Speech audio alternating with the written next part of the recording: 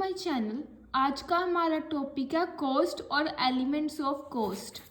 सबसे पहले कॉस्ट का meaning. Cost means the price paid for something. हम किसी भी चीज़ को खरीदने के लिए कोई भी प्राइस पे करते हैं तो वो हमारी क्या होती है, cost. But in management cost refer to the expenditure not to the price. But अगर हम मैनेजमेंट के पॉइंट ऑफ व्यू से बात करें तो कॉस्ट क्या हमारा एक्सपेंडिचर होता है, वो प्राइस नहीं होता।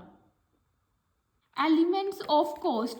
One of the main objective of cost accounting is to present the analysis of the total cost of production in such a manner as to provide the maximum information useful to the business. कहते हमारा cost accounting का सबसे main objective है कि जो भी हमारी total cost है कि हमारी प्रोडक्शन के ऊपर कितनी टोटल कॉस्ट लग है उसकी एनालिसिस करना है ऐसे मैनर में, ऐसे तरीके से कि हमें बिजनेस की मैक्सिमम इंफॉर्मेशन मिल सके।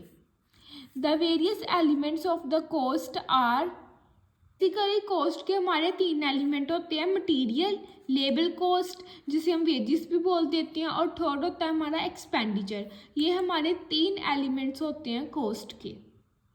सबसे पहले material cost. Material cost refer to the cost of commodities supplied to an undertaking. कहते हैं मटेरियल कॉस्ट वो हमारी कमोडिटी की कॉस्ट होती है, जैसे कि कॉस्ट ऑफ यार्न हो गया, dye supply to an undertaking engaged in the manufacture of cloth, cost of leather, thread, nails, shoe polish supplied for to an undertaking engaged in the manufacturing of shoe etc. Material cost हमारी वो cost है कि अगर हम कोई material बनाना चाहता है तो उसके ऊपर कोई भी कॉस्ट लग रही है, इनकट की जाती है, वो हमारी क्या होती है, मटीरियल कॉस्ट। एग्जाम्पल मिल गया क्लॉथ की मैन्युफैक्चरिंग के, लेदर के ऊपर कॉस्ट हम स्पेंड करते हैं, थ्रेड जो नेल्स के थ्रेड्स होते हैं उसके ऊपर भी हम कॉस्ट इंगेज करते हैं। मटेरियल कॉस्ट में भी फर्दर सब divided into direct material cost. Direct material cost mean the cost of material which can be identified with and allocated to the cost centers and the cost units. Example जैसे cost of wood in case of furniture. Direct cost हमारी वो cost होती है material की जो हम जिसे हम identify कर सकते हैं, और कॉस्ट सेंटर और कॉस्ट यूनिट के अकॉर्डिंग हम उसे एलोकेट भी कर सकते हैं। जैसे कि अगर हम फर्नीचर के अंदर बात करें तो वुड के ऊपर जो कॉस्ट आ रही है वो हमारी क्या होती है, डायरेक्ट मटेरियल कॉस्ट।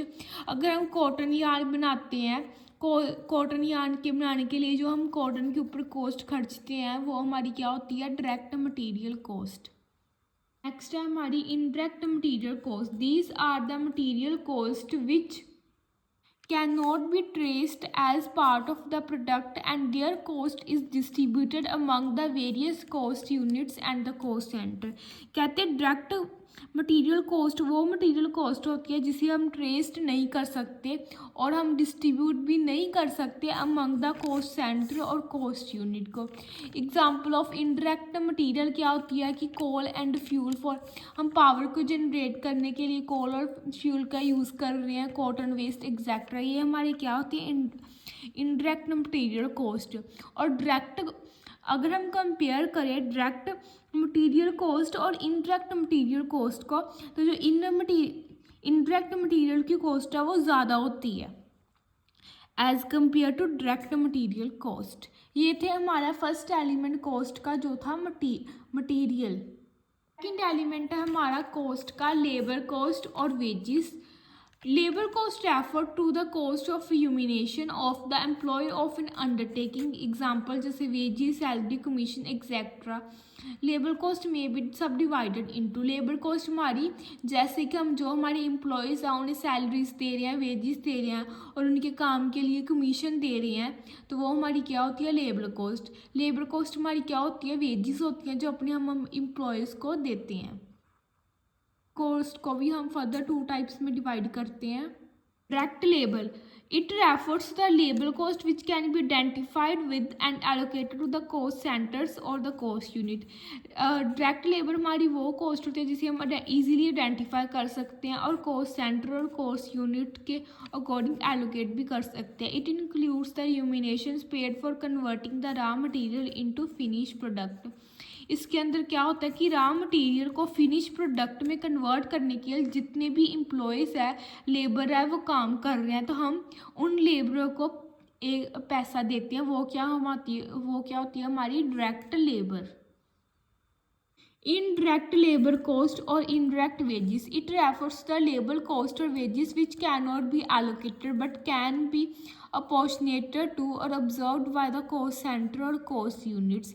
कहते हैं इनडायरेक्ट लेबर कॉस्ट वो लेबर कॉस्ट होती है कि जिसे हम एलोकेट नहीं कर सकते according to the cost centre और कॉस्ट यूनिट. जैसे कि हम सैलरीज देते हैं फैक्ट्री किसी अदर फैक्ट्रीज के मैनेजर को, अगर हम कोई सैलरी दे रहे हैं हमारे जर्नल मैनेजमेंट को या सेल मैनेजर को, कोई भी सैलरी देते हैं, तो वो हमारी क्या होती है, इनडायरेक्ट लेबर कॉस्ट.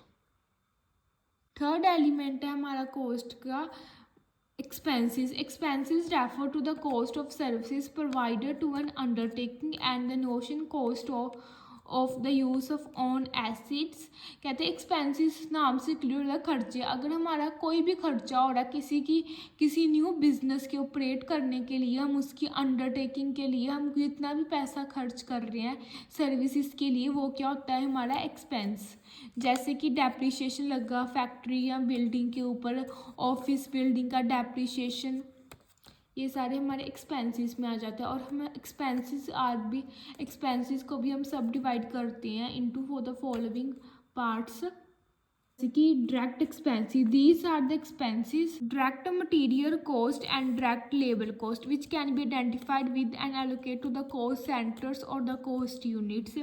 कहते हैं डायरेक्ट एक्सपेंसेस हमारे वो एक्सपेंसेस होते हैं जो कि डायरेक्ट मटेरियल कॉस्ट भी नहीं होते और ना ही वो डायरेक्ट लेबर कॉस्ट होते हैं, और हम इनको इजीली आइडेंटिफाई कर सकते हैं और कॉस्ट सेंटर और कॉस्ट यूनिट्स के रिगार्डिंग एलोकेट भी कर सकते हैं. जैसे कि एग्जांपल इसकी royalties paid on the basis of output. Higher charges हो गए, हायर चार्जेस कोई स्पेशल प्लांट या मशीनरी उसके लिए हम स्पेशल चार्जेस पे कर रहे हैं, तो वो हमारे क्या होते हैं, डायरेक्ट एक्सपेंसेस.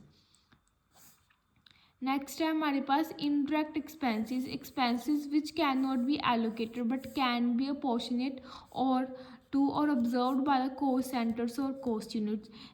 इनडायरेक्ट एक्सपेंसेस वो एक्सपेंसेस होते हैं जिसे हम एलोकेट नहीं कर सकते according to the cost centre और कॉस्ट यूनिट, बट हम अपोर्शनेट कर सकते हैं या फिर ऑब्जर्व भी कर सकते हैं उन्हें कॉस्ट सेंटर और कॉस्ट यूनिट के रिगार्डिंग. जैसे कि रेंट, रेट्स, टैक्सीज हो गए, डेप्रिसिएशन हो गया प्लांट एंड मशीनरी के ऊपर, मशीनरी की रिपेयर, ये सारी किसकी एग्जांपल्स है हमारे डायरेक्ट एक्सपेंसेस की.